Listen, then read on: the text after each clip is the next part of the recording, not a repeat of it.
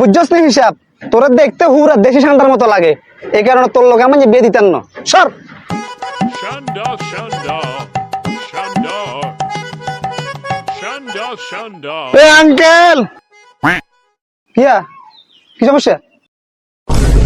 মা তুই হাতে না আম্মাই সাথে দিয়েছিস যে জি আই হেতে আমনেরে তো এর একটা প্রশ্ন করবেলা প্রশ্নটা হইলো আমনে কিলে আনের মাইয়া লগে আর বিয়েটা দিলেন না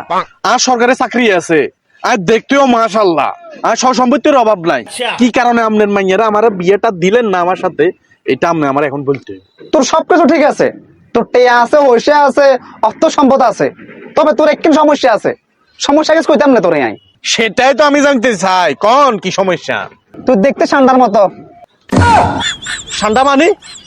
ঠান্ডা মানে বুঝছ না তুই ফেসবুকে দোস না সৌদি আরবের কপিলের ওলারা